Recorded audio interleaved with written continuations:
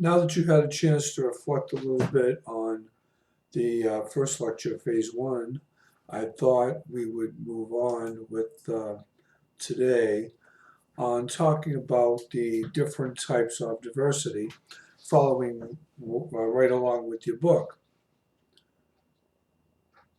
Now, one of the questions, as stated in your book, is to whether or not diversity efforts should focus on differences among individuals. And should we be looking at individual differences? And if we do, does that reinforce stereotyping? And that's something I want you to think about for a minute.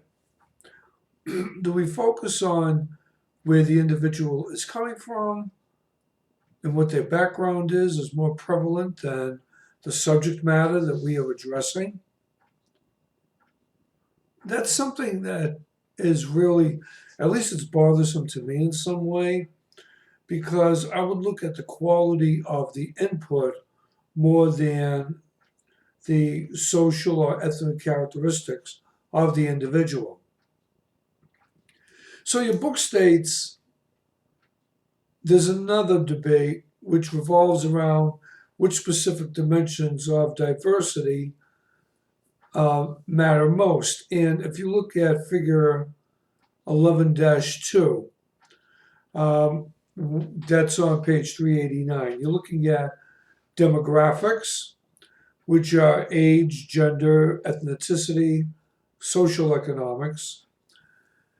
You're looking at traits and characteristics, learning style, personality, cognitive process, physical characteristics. And then the third tier is beliefs and values, roles, cultural beliefs, and values. So there are different forms of diversity and different levels. And I really think that we have to take a good hard look at each one of these things. For example, demographics. In an organization, do we have three different generations under one roof, say like with a 100-year-old company, where you have baby boomers, you have Nexers, you have Gen Xers maybe in some places. How can they all get along coming from different times? And all of these demographics can really, when you think about it, span over 60, 70 years or more. People don't like to change and people don't like to come out of their comfort zones, and we already talked about that. And when we look at gender, equal pay, equal wages, at least that's what EEOC says, but do we practice that? Do women and men get the same, not only recognition, but do they get the same recognition for what they do more than who they are, gender-wise? What about religious and cultural backgrounds? Should that matter in how we judge performance, how we judge interrelated types of communications? And these are things that, here again, they're personal. DNA, right? Values, who we are, where we come from. Basic stuff that says we don't discriminate for that.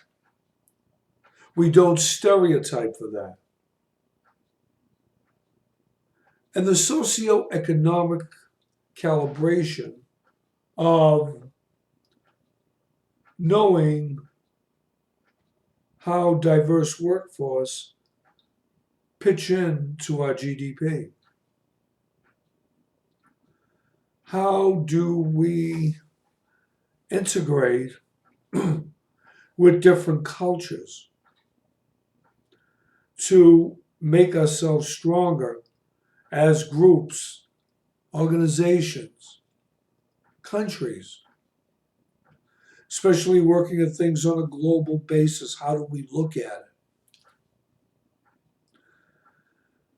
If we go to the next tier, where we're talking about traits and characteristics, now with diverse workforces, how do we communicate when it comes to learning styles? Everybody has a different learning style. Do we understand and respect that despite our diverse roles in organizations of personality? Do we look at personalities as effective and meaningful if they don't necessarily match what our expectations are for how people should act and will act in an organization? I talked earlier about cognitive process, how we interpret things, the meaning of things, literal and otherwise. How do we formulate information based on the way we were trained to think in certain areas? Are they systematic and analytical, or are they more behavioral in nature? And do we judge physical characteristics on intelligences and whether or not we think, because of how people look and act, that they can actually cognitively process information to make things work? This is the type of direction that we need to address when it comes to diversity. Finally, the last tier, beliefs and values. If they are different than ours, do we respect the roles that they play and what they can offer in an organization? Do we try to do business on a global basis with other countries that have different cultural beliefs, different value systems? How do we deal with companies that really support child labor? We think that's a horrible thing, and it is. But some countries feel that they can't survive unless their children work.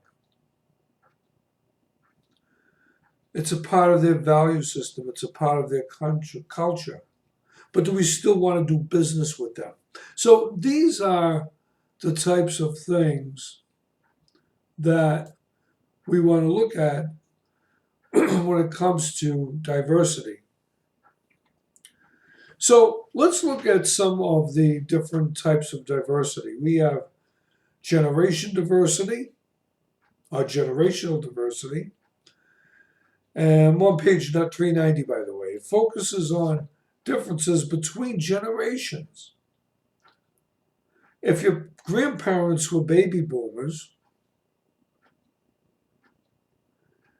and your parents were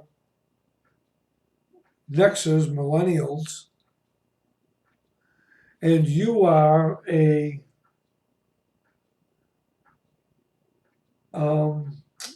Generation Z, what are your differences?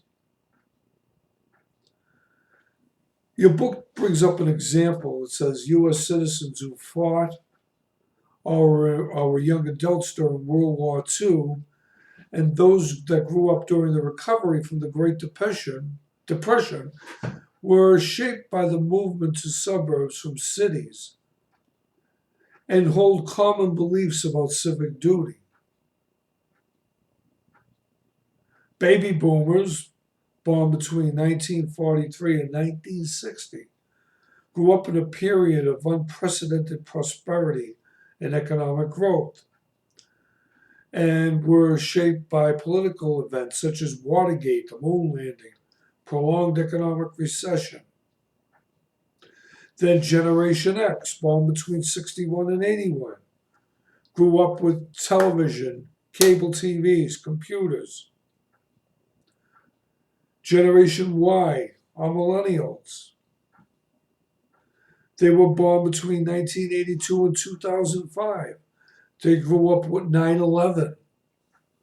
Technology is prevalent.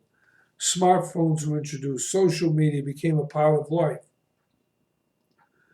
And they were open to new ideas, cross-cultural understanding, and without technology, they don't exist. So, and now we have Gen Xers. And the thing is, with Generation X, they value being mentored by those older than themselves. They prefer informal communication and focus more on communication than anything else. And they always expect positive feedback. So look at table 11.1 on all of those generations that I had pointed out to you. Baby boomers, Generation X, and millennials. And you could see where this is all coming from. Imagine a large company. I just said this before. Putting them under one roof. What is that like? How can they coexist? How do we achieve organizational goals? What happens when a baby boomer, if you will, if they're still working, some because they have to, or even a Gen X has a boss that's younger than they are? You talk about coming out of a comfort zone. How do they take orders from this person if they are their bosses? Wow. These are things that companies, even now going from domestically to global more than ever before, integrating different markets with e-commerce and all of that. How do they deal with this? How do we increase our communication to be better than what it was when we don't even have anything in common?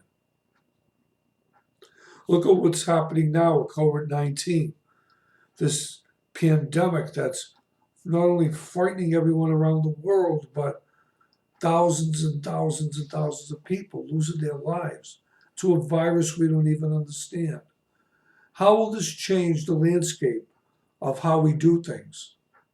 Do we ever think in the beginning of March before we went on spring break, do we ever think that we could only communicate using social distancing the way we are right now? But somehow we have to figure it out. And this too will go down in the history books and what we did about changing the planet. Okay, that's it for today's lecture. And this will be phase 2. Reflect on this about 20 minutes.